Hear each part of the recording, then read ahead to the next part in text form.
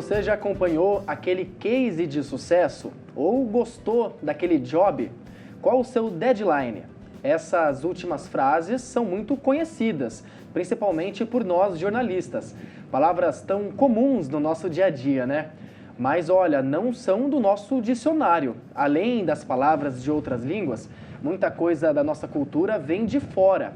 E no programa de hoje vamos abordar as influências estrangeiras no Brasil. E comigo aqui no estúdio está o historiador Maurício Chiga. Professor, muito obrigado pela sua participação. Eu que agradeço, é um prazer estar aqui com vocês. O prazer é todo nosso, seja sempre muito bem-vindo. Eu queria aproveitar para agradecer a equipe de Libras, a Ana Furtado, que está com a gente nesse programa. É a TV Câmara sempre preocupada em proporcionar, em promover conteúdos acessíveis. E olha, para a gente começar esse nosso bate-papo, professor, eu queria destacar que a história do Brasil, na verdade, não começa somente em 1500, quando os portugueses chegaram por aqui, né? A cultura portuguesa ainda é forte aqui no nosso país, mas a nossa cultura, a cultura típica brasileira, começou muito antes dos portugueses, né? Ao longo dos anos, né, outros países foram chegando aqui ao nosso Brasil. A gente tem esse hábito de achar que os portugueses, né, que somente os portugueses colonizaram aqui o Brasil, mas a gente também tem influências de outros países, Espanha, Holanda, enfim. Para a gente começar essa nossa conversa, professor, de que maneira esses outros países, historicamente falando, de que maneira esses outros países impactaram na formação da nossa cultura aqui do Brasil?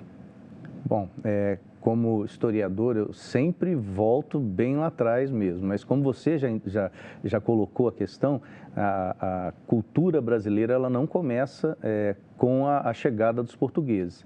A gente tem que lembrar também que a chegada dos portugueses ela não se dá como antigamente se estudava, de uma forma sem intenção. Ela foi muito intencional, já existem estudos, né, principalmente depois dos 500 anos, né, ou perto dos 500 anos de chegada deles aqui, que mostram que já tinham conhecimento antes do território. Bom, os portugueses vêm para cá e eles não vêm para cá para passear. Essa é uma questão histórica que precisa ser colocada, porque às vezes nos livros de história isso não fica muito claro, porque ainda tem essa história ainda colocada, bem determinada lá do passado nos nossos livros. Mas a ideia é que era uma empresa colonial, a gente chama assim. E o que seria o Brasil colônia? Seria uma extensão territorial de Portugal. Para quê? Para o uso, né, da nobreza portuguesa, dos reis portugueses absolutistas na época, para fazer com que a economia deles ficasse melhor lá na Europa, no mundo.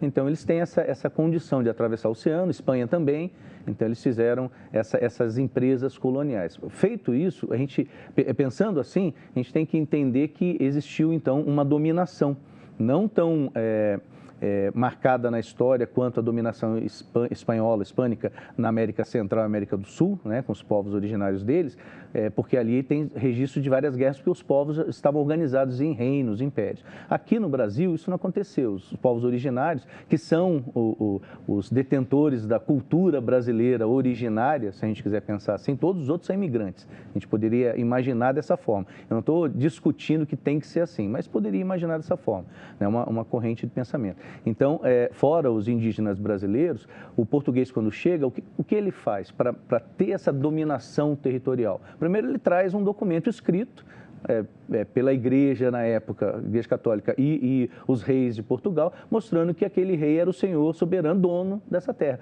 Para os indígenas, os povos originários brasileiros, onde eles chegaram, em Porto Seguro, e a maioria deles, pelo que se tem de registro da época, eles não tinham a noção ou não usavam a noção de propriedade privada. Então, eles aceitaram aquilo de uma forma, de certa forma, ingênua, mas também porque não existia na mentalidade deles da época. Para eles, propriedade era o que estava ligado ao corpo dele, as mãos do Maurício, então aquilo seria propriedade dele. Outros objetos, terra, até como divindades, terra, rio, ar, né? Mas a propriedade daquele chão, daquele território, eles não tinham essa intenção, vamos falar falar assim.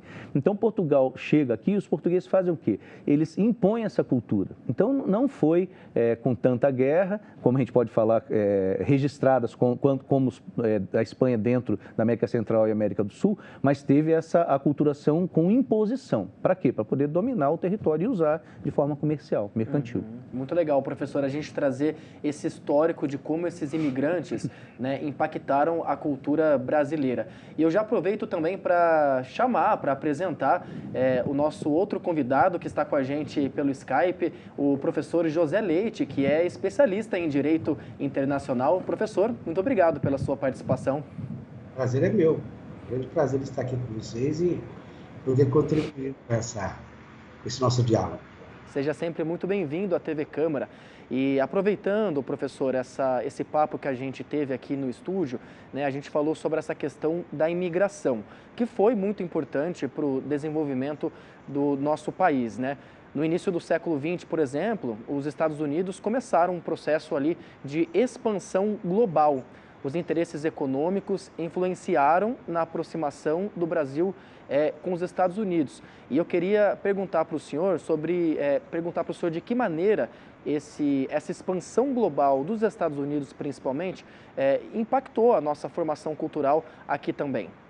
Sim, não há dúvida. Os Estados Unidos têm uma forte influência, não somente nas questões sociais, mas também na política, né? Então, nós temos aqui, a princípio, os Estados Unidos, ele tem uma influência no mundo todo, né? A gente sabe que a partir do momento que houve a colonização das regiões norte-americanas, houve um retorno desses norte-americanos ao mundo todo, e inclusive no continente americano, ou inclusive aqui na América Latina, né? Agora, não é somente os Estados Unidos que não sei se essa pergunta vai vir depois também, né? Mas não é somente a influência norte-americana que chegou ao Brasil, né? Nós temos aí, como o professor relatou agora há pouco, Portugal, e o próprio idioma nosso, né? Nosso idioma é reflexo direto dos portugueses. E aí depois vieram outras nações, ainda no início do século XIX também, mas no século XX, os japoneses, os italianos, as crises ocorridas na Europa, né, forçaram esses imigrantes a vir para o Brasil, para um novo mundo, né?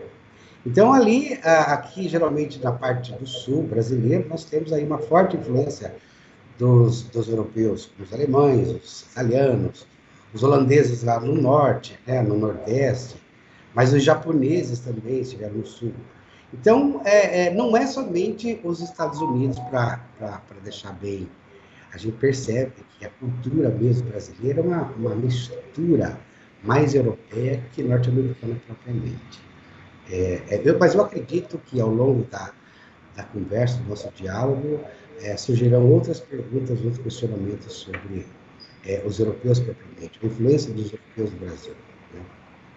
Isso mesmo, vai ser um papo muito bacana, porque como muito bem pontuado aqui, esses imigrantes vieram aqui para o Brasil, né, como muito bem pontuado no início da conversa, muito para procurar trabalho. Então, impulsionado por todas essas questões, Revolução Industrial também, Primeira e Segunda Grande Guerra, enfim, uma série de questões. E olha, a nossa equipe foi ao calçadão aqui de São José e perguntou para as pessoas se elas identificam todas essas influências estrangeiras no nosso dia a dia. Vamos acompanhar. Eu me chamo Roberto Mantuani, né? E por origem é italiana. Mas a gente, por costume, acaba querendo ser inglês. Mas eu procuro usar sempre a língua portuguesa, que é nossa origem e orgulho do meu país. A segunda pátria minha seria Itália, né? Então, eu conheço algumas palavras, algumas conversas em italiano. Eu torço pro Corinthians, primeiramente, e eu gosto do Manchester City, e eu vejo quase todos os jogos do Manchester City. Eu também gosto de jogar com o Manchester City lá no meu PlayStation 5, por causa que eu gosto muito do Haaland e o meu pai também gosta muito dele. Aí eu tive preferência com o Manchester City. Meu avô se chama Antônio, né? E por causa que eu nasci nos Estados Unidos, aí mudou um pouco e agora eu sou Anthony, né? O meu sonho sempre foi estudar lá, então eu vou agora para fazer o high school, né? Todo sonho de um adolescente é ir lá estudar no high school, então agora eu vou realizar. Bom, eu sou professor de inglês e eu vejo que os meus alunos, eles veem essa cultura americana como algo incrível. Eles consomem geralmente Harry Potter, o próprio Natal, o Halloween, que é uma das datas mais esperadas do ano. Então eles se fantasiam, passam maquiagem. Então eles veem essa cultura como algo muito precioso, porque é algo diferente, que não é muito comum no dia a dia deles. Halloween nos Estados Unidos é uma festa incrível, né? Algumas pessoas aqui no Brasil, inclusive lá onde eu trabalho, fizeram uma festinha, etc. e tal. Hollywood, né, que a gente gosta bastante, e filme japonês também, né? Quando tem muita comida que eles gostam de comer, aquelas negócios, montanhas de comida, de macarrão, esse tipo de coisa, desafios, né, que ele faz, e a gente curte bastante. Eu acho muito legal ter essa multivariedade para que as pessoas tenham contato, porque só comer aquela mesma comida todos os dias, chega uma hora que enjoa, convenhamos, né? Então essa cultura de fora, essa gastronomia de fora, ela traz muita riqueza para o nosso paladar. E isso é extremamente fundamental. Eu mesmo, se eu pudesse em casa, eu celebraria ação de graças, porque eu acho incrível. É uma cultura que encanta, sabe? Algo que traz aquela magia. A gente não pode viver num tempo só falando uma coisa que você sabe que já existe, né? Então, bike, bicicleta, motobike, hot dog, então, todas essas coisas, né? Muito legal, né? A gente vê que realmente as influências estrangeiras fazem parte da nossa identidade. Teve um garoto torcedor do Corinthians, mas que gosta de um clube europeu. Teve uma outra moradora que gosta da comida japonesa, gosta de filme japonês. Muitas vezes a gente tem a ideia, né, a falsa ideia de que a gente só assiste filme americano, mas essas influências vão muito além disso, né? Claro que essas influências americanas acabam sendo um pouco mais fortes, como, por exemplo, uma arte que a nossa equipe preparou, vou pedir para colocar na tela, é uma arte com as palavras, muitas palavras em inglês que são utilizadas aqui no Brasil, né? Como, por exemplo, a gente fala, olha só a arte, basquete, né? Que tem origem no basquetebol. A gente fala bife, tem origem no bife, né? Vôlei, no voleibol, futebol no futebol, estresse no stress, enfim, são palavras comuns na língua portuguesa. E ali do outro lado do nosso quadro a gente tem palavras escritas da mesma forma que em inglês, né? Off, drive-thru, jeans, e isso que a gente nem falou de outras palavras que já estão incluídas praticamente no nosso subconsciente, como, por exemplo, hot dog, a gente fala, né, relacionando ao cachorro-quente, né, professor? Bike, a gente já fala quase no automático, né? Vou dar uma volta de bike, bicicleta, são palavras que já estão no nosso subconsciente. Diante desse contexto, professor, te pergunto, né, a gente corre o risco, ou não, é uma pergunta, a gente corre o risco de passar uma ideia de que não temos a nossa própria cultura? Qual é o peso dessas influências externas, principalmente em relação às palavras aqui no Brasil? Eu vejo uma questão, para mim, muito interessante no uso de culturas diferentes, estrangeiras aqui na nossa vida. Por quê? Porque ela reflete na nossa vida cotidiana. Então, todas as palavras que eu li ali, que você leu, que você estava falando, comentando, elas são referentes à vida cotidiana, à experiência que eu tenho real, concreta, todo dia. Na minha vida, você tem na sua, pessoal de casa. Então, a cidade, ela gira em torno disso, na realidade. Cada pessoa dentro do seu tempo, né? Enquanto a gente está aqui conversando aqui, tem pessoas trabalhando na indústria, tem pessoas trabalhando na roça, tem pessoas andando no centro da cidade ou em outros lugares da cidade, usando essas palavras de alguma forma. Ou então lendo, que é talvez o mais impactante seja a questão de ver e ler essas palavras, escutar na internet hoje pelo celular. Mas você perguntou se eu acho que tem algum perigo. Há 25 anos a gente questionava isso dentro da educação. porque a Constituição de 88, a nossa Constituição, ela trouxe algumas questões que deveriam ser nacionais. Então, o preço numa loja não pode ser em dólar, por exemplo, né? E os produtos têm que ser anunciados no território nacional em língua portuguesa, e aí vai. Mas existe essa forma de aculturação, maior ou menor, dependendo da região. Nas grandes cidades é muito mais pesado. Ou, para quem tem o celular hoje, o smartphone na mão, talvez essa aculturação seja grande. Mas, na realidade, o brasileiro, ele absorve tudo isso há um pouco mais de 500 anos. Essa é a realidade, porque quase todos nós viemos de fora, ou da Europa, ou da África. Os povos originários daqui, eles também estão aqui na nossa vida, no nosso sangue, mas se a gente for olhar, a vida realmente, como o professor Leite falou, ela foi baseada na vida europeia. E século XX, talvez mais marcantemente, vou falar, depois da Segunda Guerra Mundial, pelos Estados Unidos, que também é europeu, né? A gente não pode, anglo-saxão, vamos falar assim, né? Então, a gente não pode perder isso de vista, mas, embora esteja na América, né? Mas a gente tem esse uso diário, cotidiano de todas essas palavras. A gente não tem como fugir disso, a não ser que eu vá para o meio do mato, não vai ter nenhum aparelho eletrônico, não vou conversar com ninguém, isso não existe, né? Então, funciona dessa forma. O perigo é a pessoa se alienar num aparelhinho, não a cultura em si, viver na cultura cotidianamente. Uhum. Tudo isso, professor, reflete um movimento que a gente chama de globalização, né? E sobre esse tema eu queria colocar aqui de volta o nosso outro entrevistado que está com a gente por Skype, o professor José Leite, para falar sobre essa questão da globalização, que na verdade começa lá atrás, como a gente pontuou muito bem aqui, desde a época da colonização, foi passando ao longo dos movimentos, revoluções industriais e principalmente depois da Segunda Guerra Mundial, né? A partir disso surgem, professor, muitos acordos entre os países, né? O Brasil acaba fazendo diversos acordos internacionais aí. Então a pergunta que eu te faço é a seguinte: de que maneira esses acordos favoreceu essa troca de cultura? Na verdade é o seguinte, desde muito tempo o Brasil já tem acordos internacionais com o mundo, né? É claro que em menor escala, sem dúvida. Esse evento que ocorreu, que é a Segunda Guerra Mundial, que a gente chama de uma situação material, né, do mundo, que levou os países a se organizarem e buscarem, de qualquer modo, botar uma pá no cal nesse problema da Segunda Guerra Mundial, criou, ou seja, fez com que os países se cooperassem mutuamente, né? Mas, sem dúvida que o Brasil ele já entrou na globalização há muito tempo atrás. Quer dizer, já fazia parte da globalização há muito tempo atrás. Mas a globalização no Brasil mesmo, que a gente começa a perceber uma influência na cultura brasileira, a influência da cultura estrangeira na cultura brasileira, se deu a partir dos anos 90. A gente não pode esquecer disso. Então, por mais que o Brasil já seja parte da globalização anterior, mas a globalização mesmo entrou no Brasil, o Brasil entrou na globalização a partir dos anos 92. Né?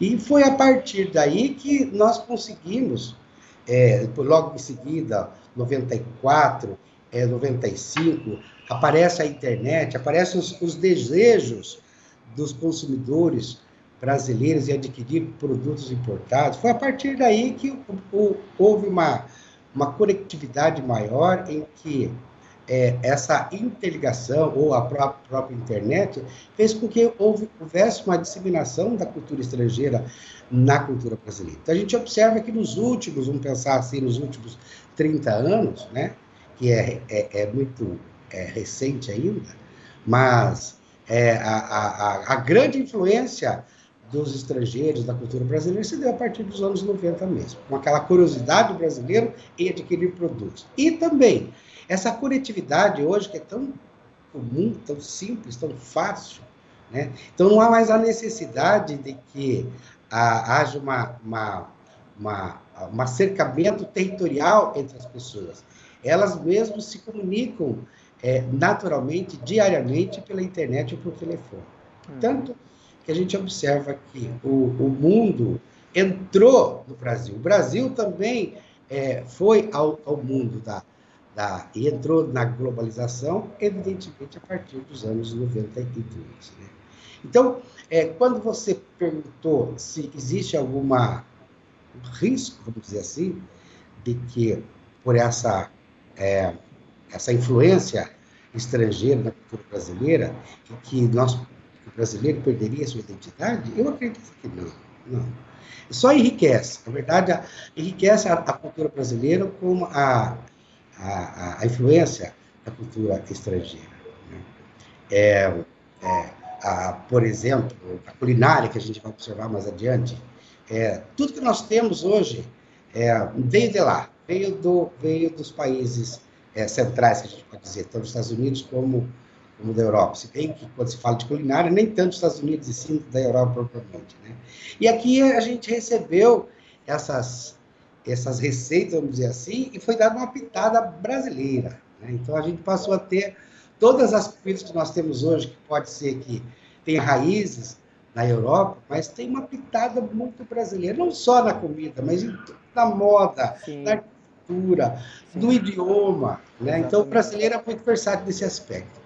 Então, eu não acredito na hipótese de que nós perderíamos a identidade com o crescimento da influência estrangeira na nossa cultura. Pode ser que algumas culturas elas vão desaparecendo aos pouquinhos, mas isso a gente vai falar um pouquinho mais adiante, acredito, qual seria o caminho para a gente segurar essa cultura brasileira. Exatamente. Esse é o tema do nosso próximo bloco, inclusive. A gente vai falar sobre culinária, também sobre cultura pop, enfim, essas outras influências externas na nossa cultura. O Diálogos da Cidade volta já, não saia daí.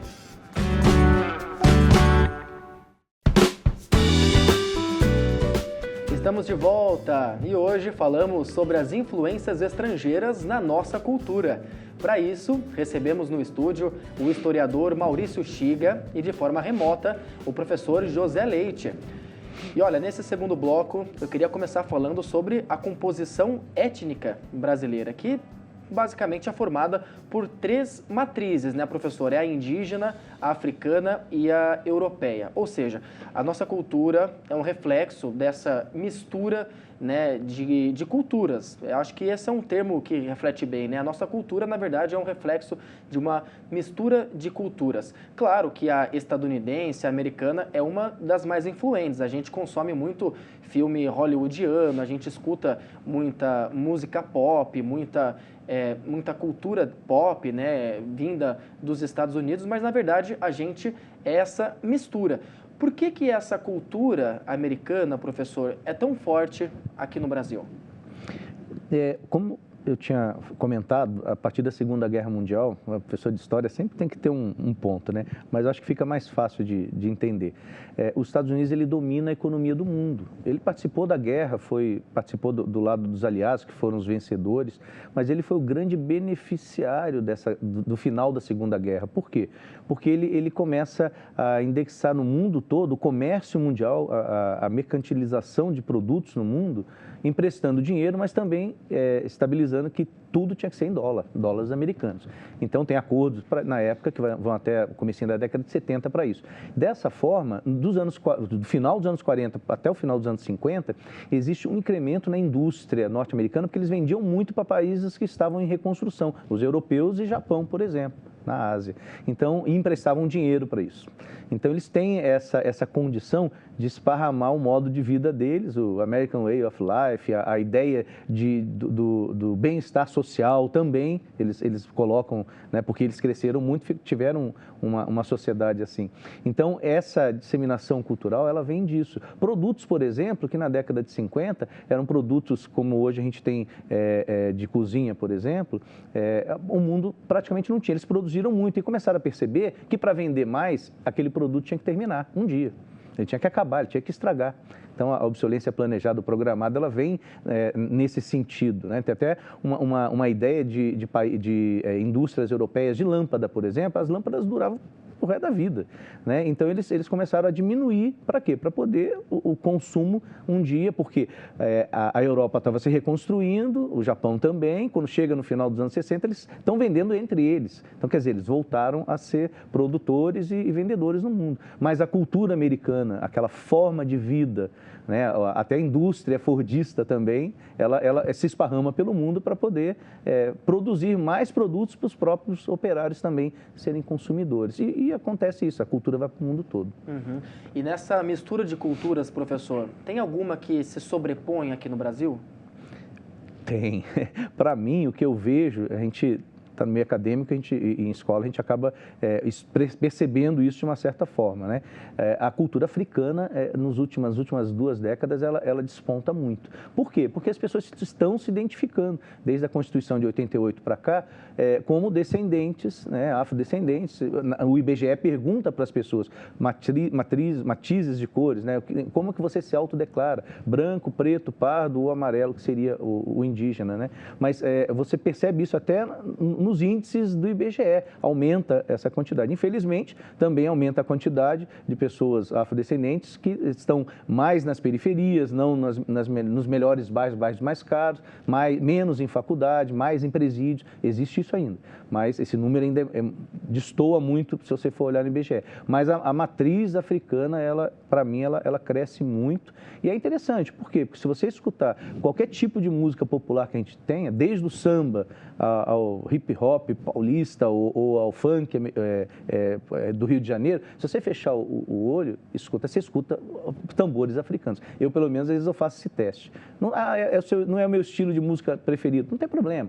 É só você conseguir perceber que tem essa matriz cultural e acaba sendo importante para a gente, porque molda uma cultura que não é uma entidade fixa, ela se movimenta, ela é fluida, né? Ela tem um fluxo constante e isso é bom para o Brasil, porque tem países que não aceitam isso, não admitem que sua cultura milenária ela seja modificada.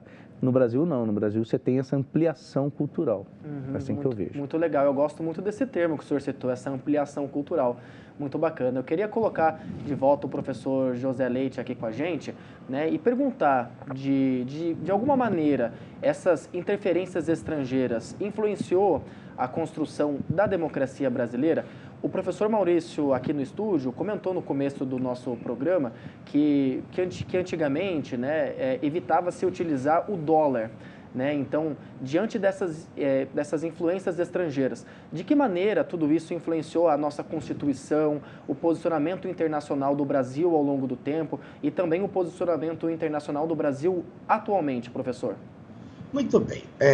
Quando o professor se referiu à proibição da moeda estrangeira, regra da Constituição Federal, é porque é uma forma de proteger a moeda nacional, né? Então, a gente sabe que não é possível você fazer contratos internos trabalhando com moeda estrangeira. Agora, quando você fala da influência da cultura estrangeira ou dos estrangeiros de modo geral, na nossa legislação, sem dúvida, nós temos aí os acordos internacionais. A própria Constituição Federal, logo lá no primeiro artigo, ela já traz alguns princípios da própria Declaração Universal dos Direitos do Homem de 48, né, de 45. Portanto, significa dizer que toda a nossa legislação, ela parte do direito internacional público, né? Primeiramente, aquele ius cogens que a gente fala. O que seria o ius cogens? É o direito natural estrangeiro. Mas também nós temos aqui aquelas normas codificadas que a gente chama de tratados internacionais. Significa dizer que tudo que nós temos no direito interno hoje é reflexo do que veio, é reflexo do que existe no direito internacional, né? Então, a partir do momento em que o Brasil, estamos falando do Brasil, ele assina um tratado, seja de qualquer modalidade, para que esse tratado possa viger internamente, ele tem toda uma logística de incorporar. Então, precisa do referendo do Congresso Nacional para depois o Executivo ratificar. E, a partir disso, ele se torna norma interna. Então, tudo que nós temos no direito internacional propriamente, ou é reflexo de acordos internacionais ou pressão estrangeira para que se crie ordenamento jurídico interno capaz de guiar aquelas regras mínimas ou regras básicas da Declaração Universal dos Direitos do Homem. Então, voltando a dizer, a própria Constituição Federal traz em seu bojo regras da Declaração Universal dos Direitos do Homem. Então, sem dúvida que a política interna é reflexo do que existe lá fora, ou do que existiu. E ela vai se alterando com o tempo através daquelas ondas, né? Ondas, como estamos falando, onda da extrema, seja esquerda, direita, mas na medida que vai acontecendo lá fora, vai passando por um estágio. E o Brasil também está passando por essa transformação. Muito legal. E olha, nossa equipe foi às ruas do centro para conversar com o comércio sobre como toda essa influência estrangeira que a gente está conversando aqui molda o comportamento do consumidor. E olha, tem comerciante lucrando bastante com isso, viu? Vamos conferir o depoimento. Em épocas sazonais, né, que a gente tem nas lojas, geralmente o pessoal procura doces, que aqui é muito forte, né, os pedidos de doces. Tem também as fantasias, tem decorações, que são tudo que agrega uma festa, né? E sem contar também a parte de pessoas que vêm aqui atrás de coisas diferentes. Então a gente sempre tem um impacto bem grande e a gente está sentindo que é uma fase que veio para ficar mesmo aqui no Brasil. Em cada ano a gente vem percebendo que está tendo um bom crescimento, a gente tem aí em média de 10% de venda garantida nessas épocas sazonais. Olha, eu sou meio suspeita em dizer porque eu adoro essas épocas, né?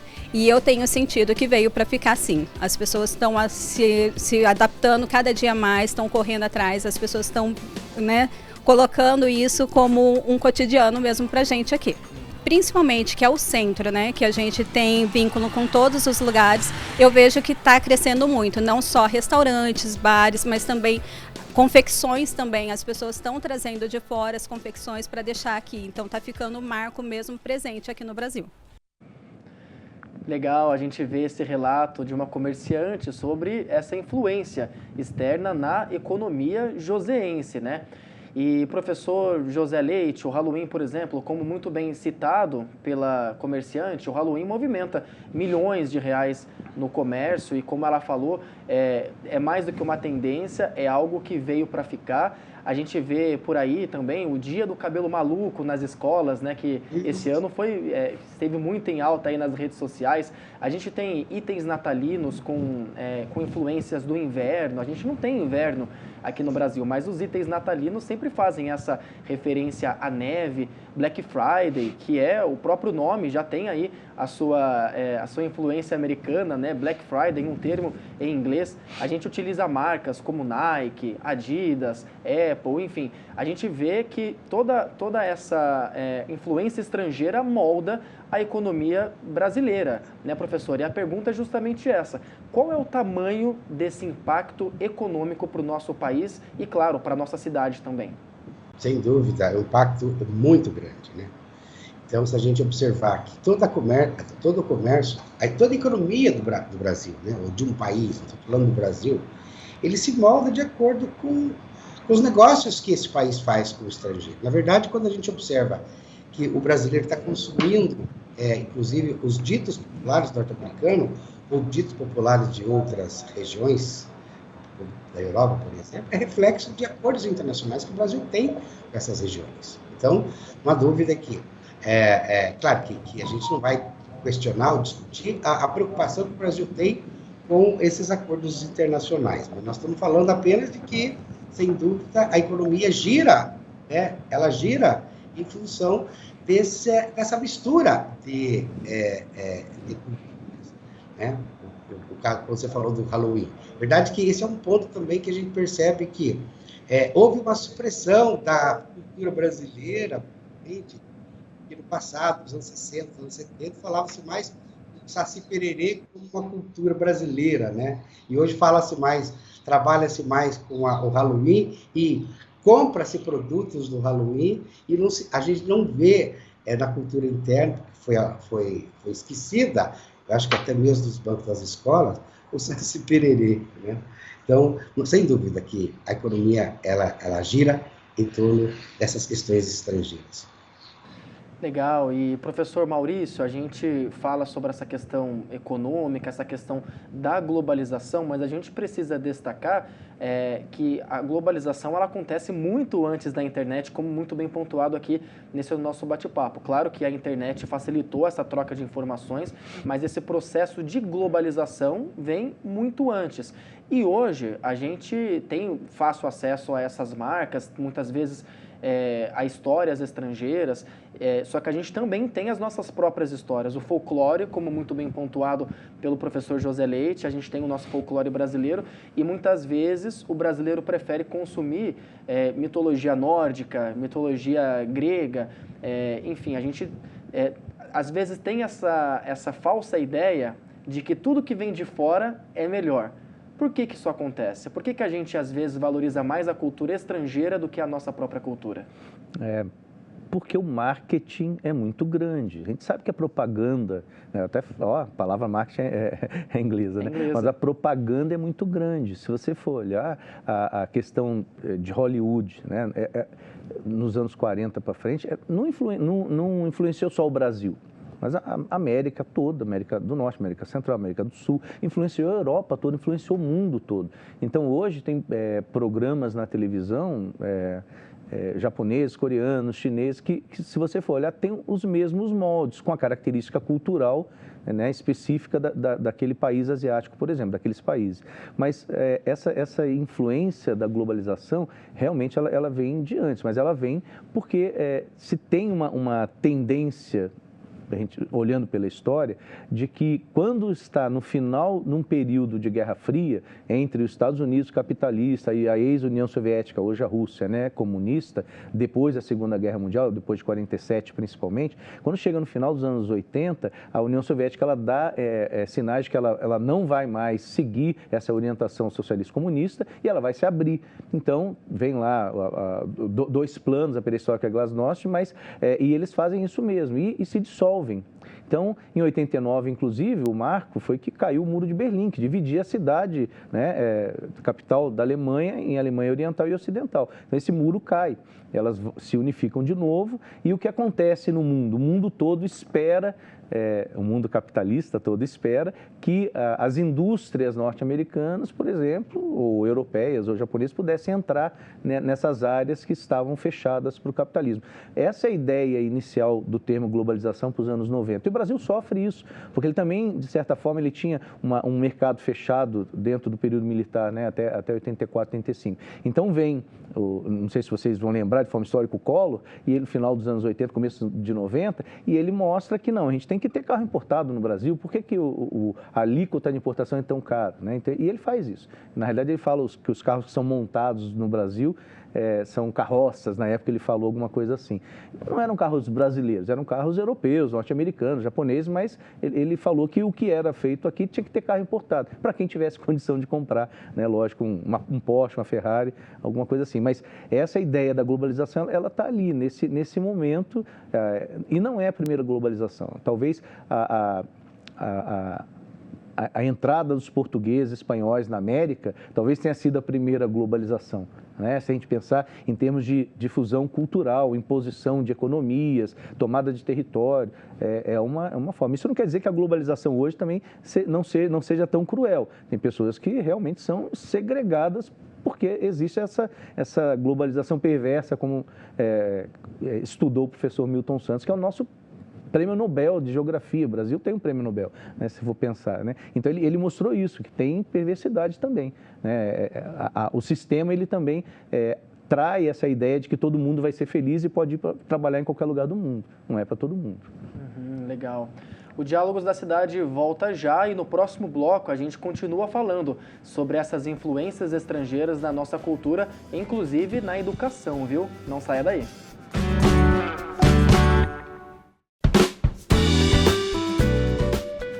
De volta com o Diálogos da Cidade, e no programa de hoje estamos abordando as influências estrangeiras no Brasil.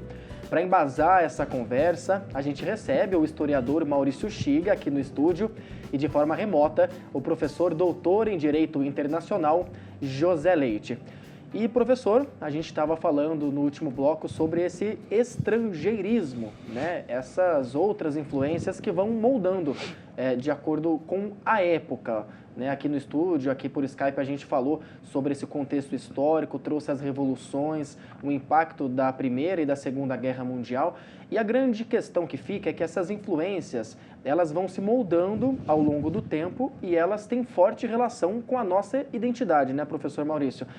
Por exemplo, na educação, né, cada área do conhecimento vai estudar um pensador específico que, de repente, é de um outro país. Por exemplo, o pessoal que estuda a questão da tecnologia, eles vão estudar a engenharia mecânica, a engenharia elétrica, de acordo com os pensadores, os cientistas americanos, europeus, enfim, traz até referências mais recentes como Bill Gates, enfim.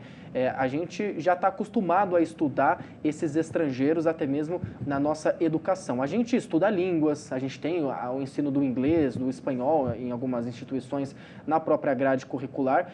Enfim, eu queria saber de que maneira essas influências estrangeiras moldam também a forma como a nossa educação se faz. Modelos de ensino, né, de educadores, pedagogos estrangeiros que moldam a nossa educação. Qual é o tamanho desse impacto nesse processo educacional? O impacto é total. Então, existiram educadores, pensadores no Brasil que tentaram mostrar que seria possível alfabetizar pessoas, por exemplo, sem estar numa escola normal. Né? 4, 6, 8, 10 horas por dia estudando num currículo linear que era feito, por exemplo, na Europa. Então, por quê? Porque a cultura erudita, dita erudita na época, exige que saiba francês. Você falou espanhol e inglês hoje, mas você aprendia, eu aprendi francês na escola. Aprendi não, né? Estudei. Mas, então, você tem isso, essa questão. Eu estou falando de educadores, por exemplo, Paulo Freire. Né? Ele teve ações dessa forma, tá registrado aí. Então, educar pessoas em 40 horas da área rural. Educar como assim? Ensinar a ler e escrever. Como? Pelo cotidiano deles, pela vivência, experiência que eles tinham ali daquela roça. Bom, são modelos que, de repente, o Brasil usa ou não usa, só usa o nome, só se vangloria de que ele é brasileiro, mas ele foi brasileiro, mas existe essa possibilidade de ter currículos que não sejam currículos formais tão rígidos, né, fechados em relação a uma cultura que é estrangeira, que é europeia. Mas nós somos descendentes de portugueses, tem alguns que são de italianos, e aí vai, mas são descendentes de europeus. Nós sabemos disso, mas existe essa condição de se usar, mas é muito complexo isso, porque cultura, ela é viva. Ela não é como se pensa ou se tenta colocar nesses currículos. Né? Eu não estou criticando um currículo do Estado de São Paulo ou nacional, não é isso, mas existe esse engessamento. Então, a cultura, ela precisa aparecer mais de uma forma não tão técnica, mas talvez até de uma forma mostrando o senso comum das pessoas, essa questão concreta mesmo do dia a dia. O que é mais importante para uma criança que ir para a faculdade ou conseguir um emprego, que não é da área nobre da cidade, da área rica? Pensa aí, né? Então ele tem que saber como ele vai entrar na faculdade, ou ele tem que saber fazer conta, ele tem que saber o dia a dia, ele tem que saber o que é mais importante. Não, aquela criança também tem o direito de ir para a faculdade. Nós sabemos disso, mas a realidade é que tem muita gente que precisa trabalhar ainda criança. Infelizmente, isso acontece. Então, culturalmente falando, a questão ela é viva, ela vai se movimentando. E a economia está influenciando e é influenciada também pela cultura. Mas o brasileiro ele tem uma questão muito interessante, eu falei, mas vou voltar a falar, que é assimilar tudo isso de uma forma construtiva. Eu acho que e a gente vai construir, com certeza, um país, um grande país, um país muito melhor, a partir dessa capacidade do brasileiro. Essa é uma coisa boa, de ter sido formado por vários povos, várias culturas, várias etnias do mundo todo. Muito bem colocado pelo senhor nessa questão de que a gente vive uma cultura viva. A própria cultura, ela é viva e ela se transforma cada vez mais. Eu queria voltar a falar sobre políticas estrangeiras e direito internacional, aproveitar que o professor José Leite é especialista nesse assunto, né? A gente falou sobre a questão dos acordos internacionais, né? Nisso a gente também não tem como deixar de falar do comércio internacional. Tem uma série de ações internacionais, né, professor, que visam proteção ambiental, acordos bilaterais, multilaterais também, políticas públicas, enfim, é uma série de ações feitas de maneiras internacionais, né? A gente tem a ONU, Organização das Nações Unidas, que também está voltada à questão social, nisso a gente pode até citar a questão da Unesco, né? Enfim, é uma série além de acordos, também organizações internacionais. Qual é o peso dessas organizações e de que maneira tudo isso interfere na nossa cultura hoje?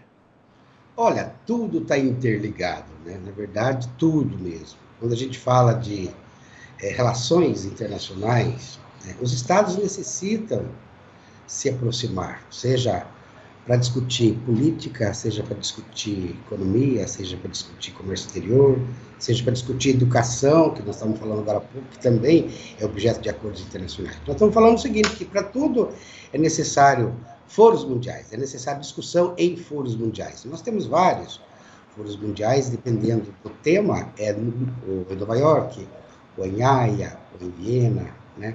O que importa é que, nesses ambientes, e sempre o Brasil está lá, com a sua tropa de choque, é para negociar questões relacionadas ao interesse brasileiro. Então, quando a gente fala de acordos, existem vários tratados internacionais que o Brasil é parte, isso desde sempre, o Brasil sempre foi parte dos acordos internacionais, mas nem todos são ratificados. Significa dizer que nem todos os tratados entram para o direito interno, porque isso só se faz depois, ao final, com a ratificação do presidente da República, né? Mas, quando a gente fala de cooperação internacional em matéria de ciência, tecnologia, e aí nós temos acordos bilaterais, também acordos multilaterais de cooperação entre os Estados, para que haja um avanço dessas políticas, né? Nós temos vários acordos que falam do espaço sideral, que saber o que fazer, você diz, do meio ambiente, né? Não se discute apenas o meio ambiente em cada estado parte, mas sim o meio ambiente como são as áreas públicas internacionais e nele, incluindo aí até mesmo o espaço sideral. Então, lá nos anos 60, nos anos 70, já começou a se criar acordos internacionais para tratar do meio ambiente do espaço sideral, né?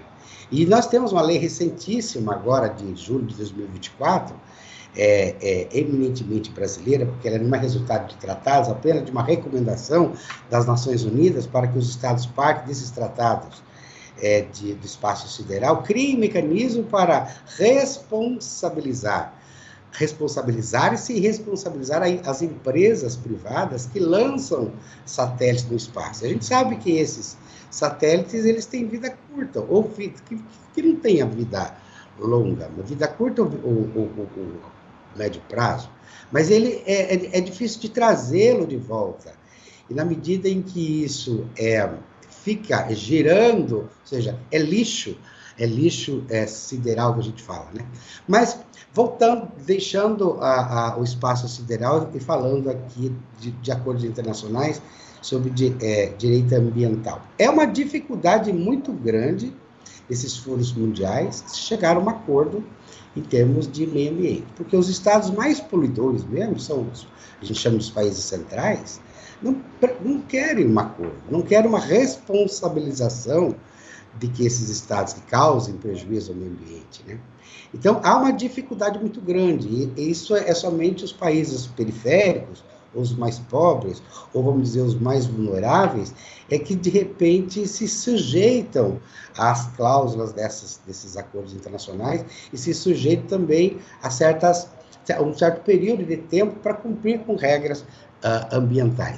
Mas a dificuldade está em que os países mais poluidores, por exemplo, não fazem parte desses tratados e não querem que exista um tratado em que ele seja comandado, ou seja, fiscalizado, né? E aí seja acordos multilaterais, que a gente fala de acordos de alcance mundial, também de alcance regional, e os tratados bilaterais e tratados multilaterais. Os bilaterais é apenas de acordo de cooperação entre estados. Agora, claro que nós temos vários acordos comerciais que apimentam a nossa economia, e ele é recheado de acordos bilaterais de compra e venda, né? Então, eu não sei se com essas informações eu pude explicar para você, porque o direito internacional público ele é bastante complexo, então é um pouco difícil de você, em 10 minutos, falar um pouquinho sobre tratado, né? Pelo menos o objetivo dos tratados. Mas deu para entender muito bem, né? Deu para explorar bem essa questão do direito internacional, entender que realmente, como o professor José Leite falou, é um desafio chegar nesse consenso. Queria agradecer ao professor José Leite, que esteve conosco aqui por meio do Skype. Muito obrigado, viu, professor? Eu que agradeço, Matheus. Obrigado a você. Seja sempre muito bem-vindo à TV Câmara mais uma vez. E nesse bate-papo final aqui do nosso Diálogos da Cidade de hoje, queria perguntar para o professor Maurício Chiga, que está aqui conosco no estúdio, se é possível, afinal, professor, a gente definir cultura brasileira. A gente destacou bem ao longo do nosso programa que a gente tem a nossa cultura típica, que vem desde lá de trás com os indígenas, citamos aqui o folclore, a gente tem uma série de outras manifestações, tem a literatura de cordel, tem a música sertaneja, típica do Nordeste. Enfim, professor, como definir o que é cultura brasileira e como identificar o que é cultura brasileira e o que é uma cultura estrangeira? Tem como definir isso? Eu acredito que se você for num país europeu, por exemplo, você vai perceber que o cidadão ali é mais ou menos germânico, então ele é mais ou menos alemão, suíço, não pelo idioma, mas pelo a forma como ele está. O que eu estou querendo dizer? Estou querendo dizer que, se você for olhar, algumas culturas do norte global, por exemplo, até mesmo a norte-americana, a gente pode pensar assim, elas são muito mais engessadas. Então, como é que eu vou definir a cultura brasileira? Não tem uma cultura, para começar. São culturas, na minha visão, no meu pensamento. E é fácil para mim entender porque a cultura brasileira, ou as culturas brasileiras, elas são tantas e de uma forma tão grande cada uma delas, que se eu for no Nordeste eu vou entender que aquilo ali é uma cultura de tal lugar do Nordeste. Se eu for em São Paulo eu vou entender que aquela música é lá daquele lugar, daquela periferia de São Paulo. Então, é muito mais fácil entender a cultura brasileira como um conjunto de culturas e todas elas são elásticas e assimilam as outras. Isso é que é interessante. A pessoa que escuta hip hop, ela vai escutar outros tipos de música. Pode até escutar música clássica, né? Mas essa é a distensão que eu falei da cultura, talvez essa questão dinâmica da cultura. É isso. Muito bem, muito legal, professor. A gente vê que a cultura brasileira, na verdade, não é uma cultura, são culturas, como muito bem pontuado. É uma cultura viva e cada vez mais essa cultura vai se transformando, adotando referências de outros países, da Europa, enfim. Queria agradecer, professor, pela sua participação. Seja sempre muito bem-vindo, viu? Obrigado, eu que agradeço. Foi excelente estar aqui com vocês nesse debate. Obrigado. Muito bem, muito obrigado ao professor. Obrigado a você que esteve em casa também. Hoje a gente falou das influências externas na formação da cultura brasileira, desde a chegada de diferentes povos ao Brasil até as mais recentes transformações digitais, é claro, que moldam nossas cidades e o nosso consumo. E olha, a globalização continua a impactar nossas escolhas e hábitos, como muito bem pontuado, mas também apresenta o desafio de manter a rica identidade do nosso país, ou melhor, as identidades do nosso país, as culturas. O Diálogos da Cidade fica por aqui e você acompanha essa edição na íntegra pelo nosso canal no YouTube, youtube.com/tvcâmara-sjc, canais 12.3, 7 da NET e 9 da Vivo. Até a próxima, obrigado pela sua audiência.